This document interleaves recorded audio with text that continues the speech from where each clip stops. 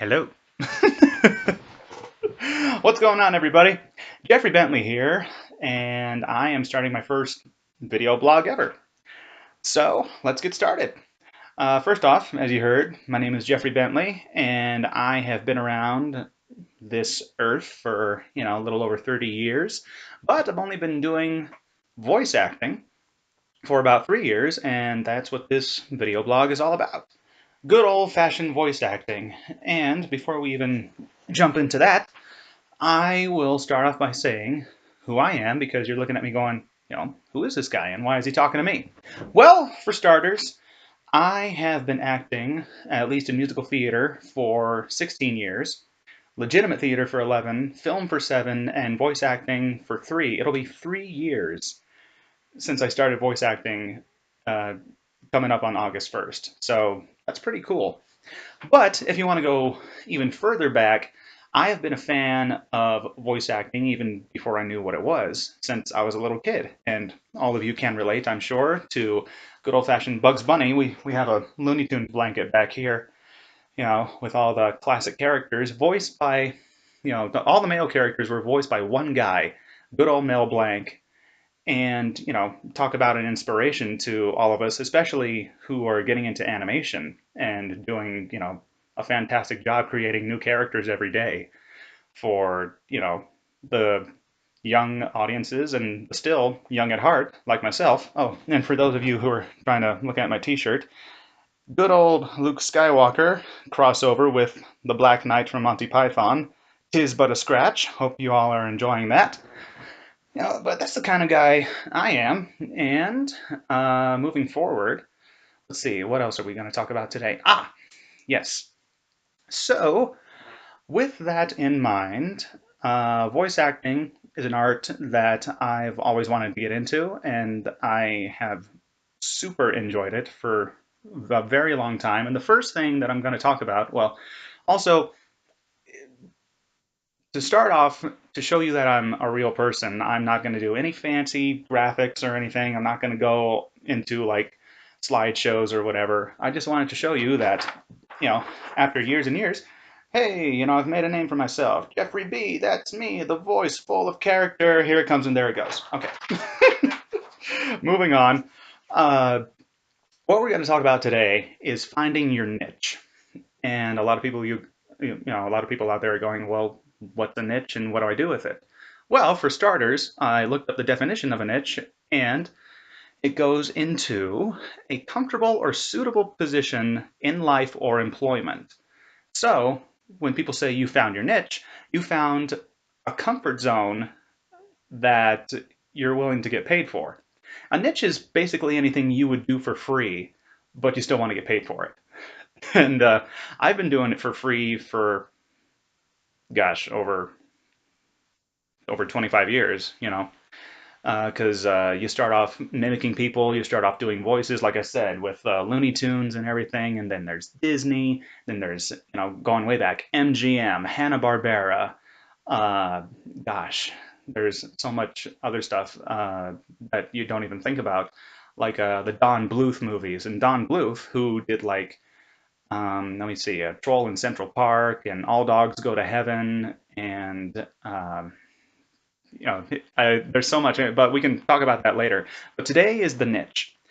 And the reason why I showed you my little piece of paper is I have been labeled recently, in the last few months, as the voice full of character, because no matter what I do, because there's so many different categories of voice acting. There's commercial, there's promo, there's animation, there's video games, there's e-learning, all that different stuff, and even categories I didn't mention.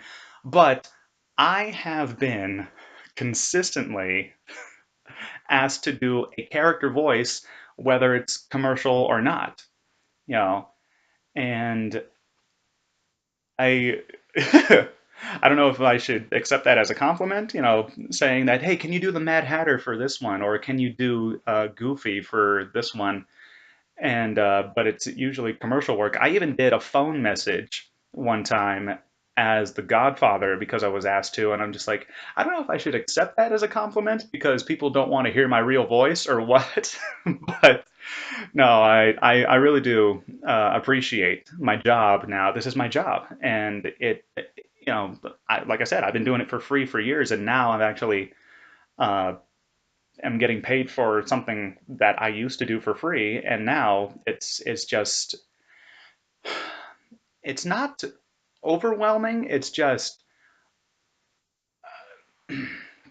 at, I can't find the word. Anyway, it's very exciting and it's very humbling at the same time to know that people count on me to come through, and that's what it is when you create something that is a business. I mean, you have to be reliable, you have to make sure that your clients are satisfied, and you definitely have to make sure that you know your niche. So with me, it is definitely doing multiple characters and creating a scene, making sure that they're believable, and basically, you know, being very comfortable in your own skin. Because here's the thing: if you say you got a job, it doesn't matter what job it is. It could be any job outside of voice acting. If you ended up being in a cubicle, if you ended up doing uh, waiting tables or something, which most artists do at the time. Most artists end up waiting tables until they, make their big break. But if you're not comfortable in that job, why are you still there? And then here comes the big the big debate, and just like, well, nothing seems to be working out right now. Then start building it. If nothing is working out at this very moment to where you're auditioning, and not hearing back, and you have to move on, and that's another thing. I had another article that I posted. There's no video with it, but it was a whole article on don't take things personally. It's not about you. It's always what the client is looking for. So if you don't have that going on right now, don't worry about it. Keep moving forward, and if you can't find work, create your own work. That's a big thing. That's a huge thing. We are creators in this industry. We are entrepreneurs. We do things from scratch. I mean, I recently wrote 13 scripts and created a new commercial demo and everything like that, but based on a genre of fantasy. I did a commercial for the Harry Potter universe, Lord of the Rings universe, Princess Bride, Labyrinth. So I just stuck with the fantasy genre, and then I created from scratch, and people seem to really be enjoying it. So more about that later. But I have been striving, making huge strides in this uh, industry without even realizing it. But now I'm getting paid for it because I took a step back and realized this is what I want to do. And especially with voice acting, I've always wanted to do it, and I've always wanted to create.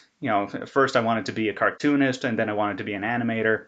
And then now with other people who are actually in that industry and have gone to school for it, or whatever you want to, however you want to put it, you can help them out. You can help them create something great. You can help them make a, make a franchise. And all you have to do is lend your voice. Take some acting classes. I'm not just saying you'll make a fantastic career out of being the guy next door if you want to do video games. But you can be the guy next door. For me, like I said before, multiple voices has always been a great talent that I discovered when I was 7 years old. Mimicking and voice matching, if you will.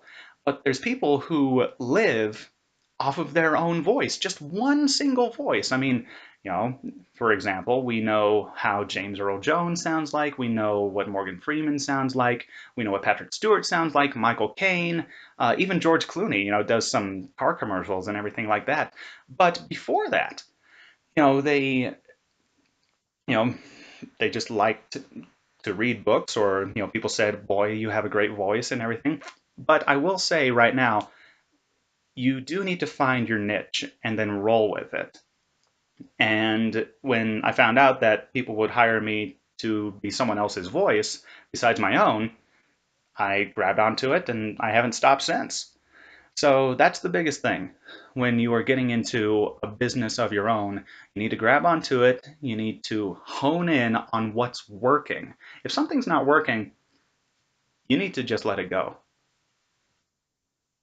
Disney reference. Yeah, I realized what I just did there and didn't mean to, but uh, yeah. But it's true. It's really true. You know, no matter how many times you get that song stuck in your head, it really is true. You have to take a step back, think about, is this really getting me anywhere? Yes, it's making me money, but am I really happy with it? You know, when you get home, uh, I'm home now. I work from home and nobody sees me. This is the biggest thing that I really enjoy about voice acting. Yes, I've been acting for years, and people say, "Well, you know, you're pretty good looking. You know, you don't exactly have the face for radio, my friend." I appreciate that, but at the same time, I don't really care about becoming famous. I don't care about becoming, a huge name or anything like that. I really enjoy just sitting down and creating what we can from scratch. This guy recently to, wow, I'm going in past 11 minutes now. This is amazing, and I didn't think I could talk this long. But anyway, first video blog, awesome, off to a great start. The project I had recently was 18 male characters, and I had to create them from scratch. All they gave me was a picture of each of them. And there was the race of humans, there was the race of the fire demons, the undead, the orcs, these walking, talking animal creatures, and and then there's the old man mentor as well. But I had to sit down and look at these characters and go, okay, so first of all, how would they sound just by the look of them, and then I would have to come up with how would they sound in battle and how would they sound in when they're just having a conversation one on one right next to you. So it's amazing how much you can just create, and especially too when there's so much more work out there when you are not when you're not trying to play a main part, because playing multiple characters for me is so much more fun than just playing one part at a time. Yes, I've done a lot of theater, and yes, I've done, some great songs when it came to musical theater, but at the same time, instead of changing multiple costumes and putting on, taking makeup on and, having to shave my beard to play a part, I just sit in my booth and I just go to town. I create. I sit down and I just look at them and go. I don't actually have to put on prosthetics to look like I'm a fire demon or something. I don't have to go shopping. Wait until like the spirit store comes around in October and find the perfect werewolf nose and postpone everything when it comes to filming. I just sit down in my booth and love my microphone. The microphone has become my best friend. And I'll tell you this right now. Yes, I'm more of an extrovert now because I've been in theater for so long. But starting off, I was an introvert. Voice acting is such a great place for an introvert to excel. You just go to town and you you never really have to uh, you never really have to force yourself to talk to people if you don't want to. I mean, you can email them, whatever you're comfortable with. You can email them, you can talk to them on the phone, you can do Skype and all this other stuff. But eventually they might ask you to speak at a college or something for people who want to get into the arts and so on and so forth. But this is such a great place for an introvert to become an extrovert without even trying. because all of a sudden, people are asking for more of what you do, and you haven't even left your house. But I will say it is very healthy for you to take walks at least every day because, but believe it or not, there's a lot of cardio that is involved in voice acting because you gotta have proper breathing techniques. You gotta make sure that you have a lot of power behind your voice, especially for those of you who want to get into animation and definitely video games, because you have to yell like you're going into battle carrying a sword or whatever, and you have to if you get struck down, here you are in the booth pretending like you have a knife in the chest and whatnot. So you really have to make sure you have the lung capacity to deliver the proper, lines, the proper delivery. That's what I'm saying. The proper delivery. Otherwise, you're going to get replaced. And that's with any job. That's with any job, especially in the arts. If you don't step back and take a look at where you are excelling, you're not going to last very long in this business. But I think that's all I have to say today because I have so much more subjects to talk about too. And the next time that we're going to talk is about the technique, about finding a voice and making sure you can do it for at least 4 hours or more on end. That's for next time. But I want to thank you all for listening in on what I had to say. And yes, lovely tin cup that I got from the Renaissance Fair. Absolutely wonderful place. If you haven't been, go to Renaissance fairs. Same thing with like Comic-Con and pirate fairs and everything like that. You get so much inspiration from those things. And yeah, other than that, I will say that we're off to a good start. All right. Thanks for listening, everybody, and I'll talk to you next time. Um, cheers. Have an awesome day. Bye for now.